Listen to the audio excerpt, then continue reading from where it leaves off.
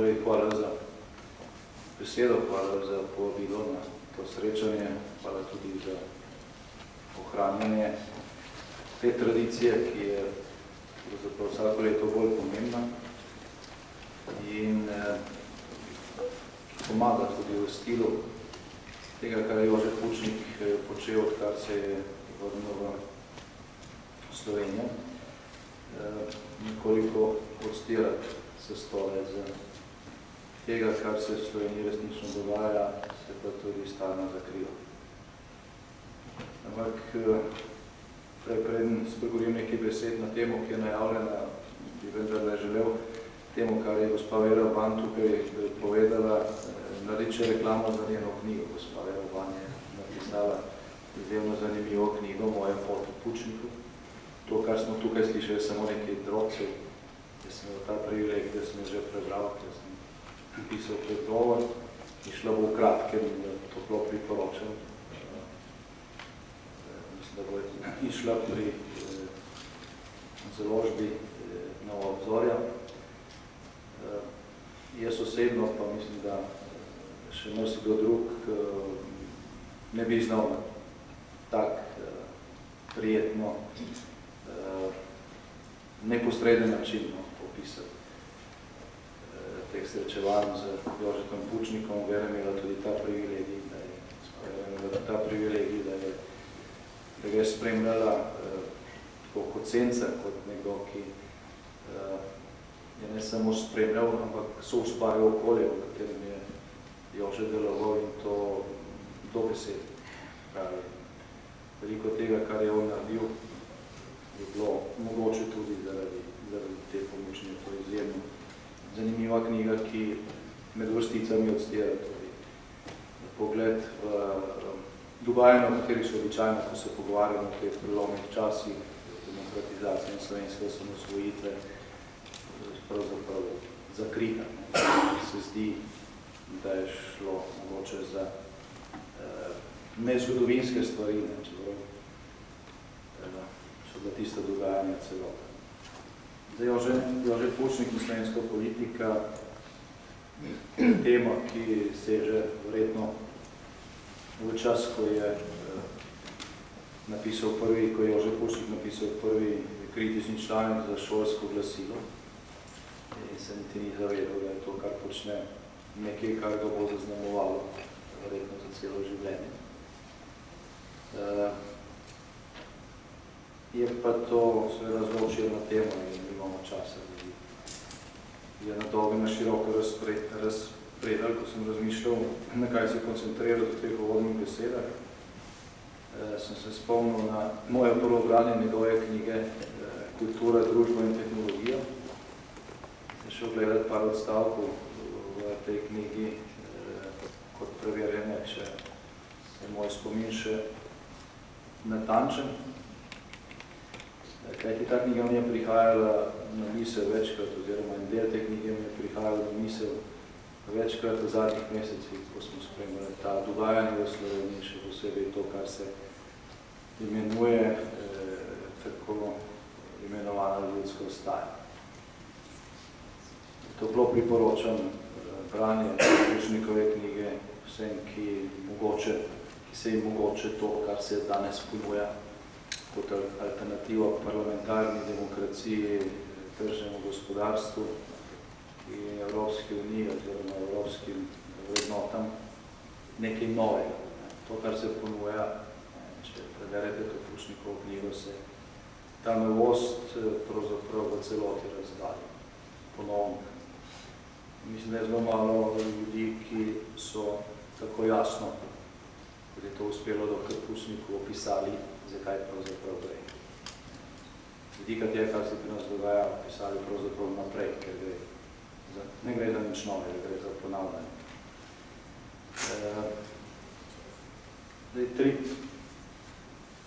Obdelavo treh pojmov v tej knjigi bi mogoče potegnil ven. Še prej pa še enkrat toplo priporočilo za branje te knjige. Naslov je tak, da je sam Jože Pučnik rekel, da nekako spodbuja strah, da gre za komplicirano štivo. ko je Gorazd Pučnik, njegov sin, napisal en predgovor k njegovi zadnji izdaji te knjige. Tam navaja pogovor z Jožetom Pučnikom, ko sta hodilo po Pohori, ga je vprašal, koliko ljudi misliš, Jože bo pa prebralo to knjigo. Ne? In je Jože rekel, ja, upam, da zelo veliko, 8, mogoče celo 10. Moram reči, da sem srečal kar nekaj ljudi na naših akademijah, ko smo predavali o tem, ki so izrazili bojazen, da ne bodo razumeli, kaj tam piše. Če že naslov je tako kompliciran, družba, kultura, tehnologija, navadno, torej najbolj za neka filozofska razmišljanja univerzitetnega profesorja v sodobi, ko je pač že predaval na nemški univerzi. In mogoče je zaradi tega strahu ta knjiga imela neupravičeno manj bralcev kot sicer. Je pa izjemno aktualna, ker govori o stvareh, ki so pravzaprav tajne. 3 pojme bi vzel vam, sicer lastnina, demokracija in stranke. Zdaj o lastnini, Jože Pučnik je to knjigo napisal, mislim, da večinoma v Nemčiji, še v času, ko je deloval in živel tam, se samo vračal občasno, oziroma hodimo obiske k bratu in staršem še prej v Slovenijo. Je pa seveda to knjigo pisal, čeprav je od teh stvareh predaval tudi na Nemški univerzi, predvsem kot analizo tega, kar se je takrat dogajalo v Sloveniji, v Jugoslaviji. V tej knjigi je bistveno manj refleksije na dogajanje v nemški družbi takrat, ampak je pač refleksija na to, kar se je dogajalo v Jugoslaviji, oziroma v Sloveniji. In kot rečeno, preko teh 3 pojmov, ki jih je opisal, se da marsikaj koristnega potegniti tudi za razumevanje aktualne situacije pri nas. Zdaj, za lastnino pravi, da lastnina ni vrednota. Je enostavno tehnologija. On skušal se te pojme razložiti z tehnološkega vidika, seveda. Ja, ta lastnina je znaka tehnologija, ki je pogoj za učinkovitost. In vse družbeni sistemi, ki so to zanikali, so bili neuspešni, so propadli. Tem analizirati te utopične, socialistične poskuse, kako pravzaprav preko lastnine ali pa preko ukinjene lastnine narediti pravično družbo. Na koncu ugotavljal, kakšen nesmisel je to, ker se lastnini pripisuje preko teh poskusov neko vlogo, ki je nima, in se meša učinke, ki jih je pač potrebno doseči. Oziroma se pripisuje lastnini ali pa ukinjeni lastnini neke učinke, ki jih je treba doseči z drugimi instrumenti.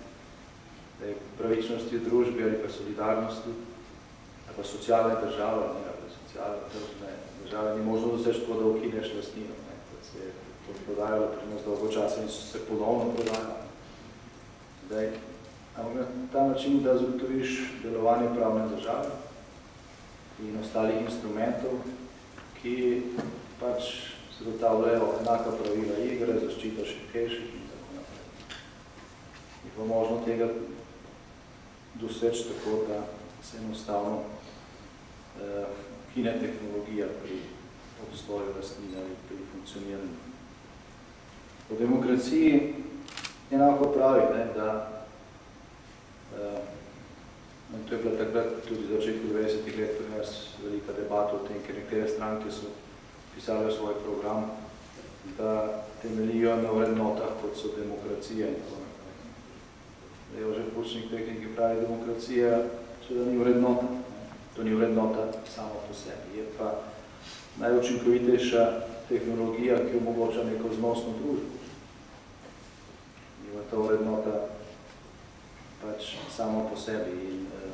In ta razprava na začetku teh procesov pri nas je bila zelo živahna in Jože je s tem, ko je zelo natančno definiral nekatere pojme, jih tudi zagovarjal, spomnim se razprav, ki smo imeli tudi v Demosu, ker je bilo tudi veliko zmede okrog nekaterih pojmov, tako kot je prej rekla gospa Brezigar, v tistih časih, v začetku slovenske pomladi, se je skušalo spremembe doseči predvsem z akteri, ki smo živeli pač v državi, v tistem sistemu. Smo bili vsi na nek način poškodovani. Smo za neke stvari vedeli, za druge nismo vedeli. Mnogi pojmi pa so bili, takrat je to, vsi, ki ste v tej dvorani, je to velika večina, ste šli skozi to pojmi, ki so dobivali preko razlage v Sloveniji oziroma v Jugoslaviji neko lažno vsebino, so v svojem bistvu predstavljali nekaj drugega.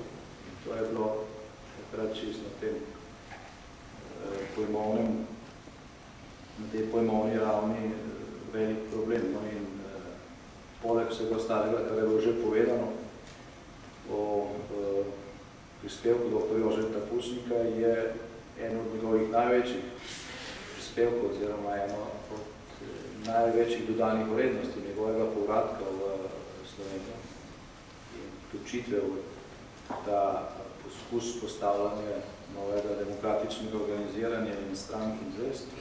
Tudi to, da on ni imel te poškodovanosti, oziroma se je znebil, ker se je znebil iluzij, takrat, ko je režim zelo drastično obravnaval.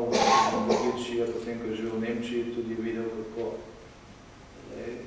nekateri pojmi dejansko pomenijo, kaj nekateri pojmi pomenijo v svojem bistvu. In kako se je vsebina nekih pojmov uveljavila v neki družbi, ker je bila omogočena svobodna razprava, ker je vsak lahko povedal, kaj si pod čem predstavljamo. V mnogih razpravah je pač imel zaradi tega Jože Pušnik zadnjo besedo, ker je rekel, prostite, o čem se tukaj pogovarjamo, vse stvari je vendar takšne. Je to znal zelo enostavno razložiti in veliko teh razlag pač je tudi v tej knjigi. No in tretji pojem so stranke. Jože Pušnik pravi, da politične stranke opisuje, kako so nastale in tako naprej, da je bilo s tem utrujal, ker je to znano, pravi, da politične stranke so vzete kot po eni strani neko čudežno sredstvo za proizvodno demokracije, kar je tudi iluzija, kot neka vrednota, to niso, to je tehnologija, niso stranke same po sebi, niso nobeno čudežno sredstvo za proizvodno demokracije. Pravi pa niso pa tudi nek inštrument od hudiča, inštrument za to, da neka elita ograde državo, kot jih prikazuje Lenin, svoje kritiko meščanskega sistema in tako naprej. Pravi, niso niti zlo, niti dobro samo po sebi, je to pač tehnologija, ki rabi svojo vsebino, je pa to potrebna tehnologija za to, da pač demokracija funkcionira. O tem, da je parlamentarna demokracija zlo, presežen sistem, nekaj, kar omogoča, da se ukrade država in da se krade že 20 let, so zelo aktualne stvari, ki jih danes poslušamo, od sredine lanskega leta. Prej sem v nekem spletu prebral dopoldan neko pismo neke vstajniške skupine iz Maribora, ki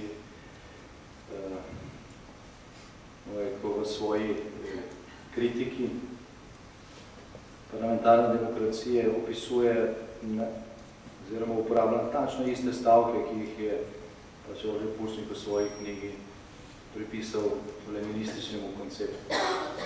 Natančno iste stavke. Mogoče so zelo prepisati, tako je on to, ki je citiral.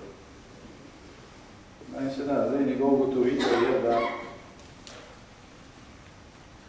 tisti, ki tako pri pojmovanju lastnine, kot pri pojmovanju demokracije, kot pri pojmovanju političnih strank,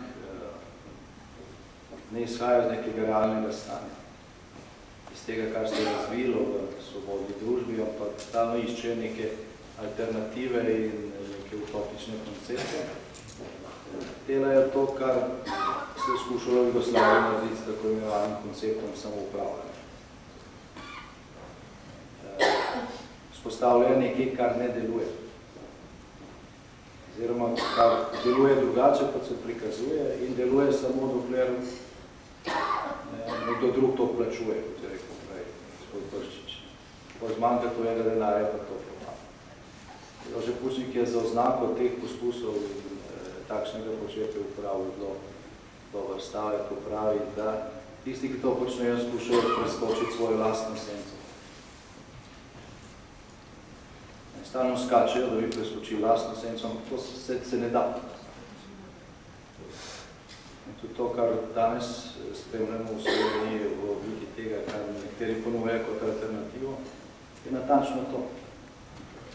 Pravi, neko zaganjanje v to, da bi se preskočilo lastno senco, kar ne gre. Ampak to se nekako ne priznava.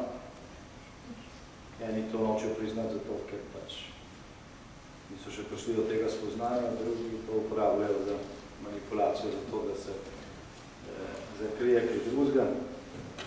In mislim, da če bi dr. Jože Pučnik danes sedel tukaj med nami in skušal opisati to, kar se pri nas dogaja, bi natančno ta stavek iz svoje knjige spet ponovil. In mi lahko temu dodali še to, da so ti stalni poskusi zaletavanja v nek utopizem tudi zelo dragi. Da to vsi plačujemo, ampak očitno je to cena, ki jo pač moramo plačati in jo bomo plačali. Zaradi tega, ker na začetku nismo naredili vsega, kar bi morali. Kot je prej rekla gospa Brezida, Slovenija je danes drugačna, če bi na tistih prvih predsedniških volitvah zmagal dr. Jože Pučnik. Moje osebno mnenje je, da ni samo enostranska medijska obravnava, niso ti monopoli prispevali k tistemu rezultatu, ampak da tudi nikoli ne bomo vedeli, kakšen je rezultat dejansko bil. Ker komisije, ki so štele takrat, so bile takšne, kot so bile prej, ko še ni bilo svobodnih volitev. Mislim, takrat v tem štabu Demosa in smo se zelo trudili, da imamo vse volišče popozovalce, ampak iskali smo ljudi, na tisoče jih je bilo potrebnih, noben od njih še nikoli ni bil opozovalec. Niso vedeli, kako to zgleda, ni bilo pravil, toči pa ti stari mački te komisije so bili pa zelo izkušeni in so si pravila sproti izmišljali in so rekli, ko pa bomo šteli, pa ne smete biti več zdrav. To pa malo si kje je bilo tako in so šli oni domov. In skratka, nikoli ne bomo vedeli, kakšen je bil dejansko rezultat, jeste pa je, da tiste volitve na pol svobodne, čeprav smo se vsi delali, da so pošteni in fair. Ja, torej ta spregled, ki se je takrat naredil, to napako, plačujemo že dolgo časa. In očitno bomo to delali vse dotlej, dokler ne bo narejen popravni spil. Hvala lepa.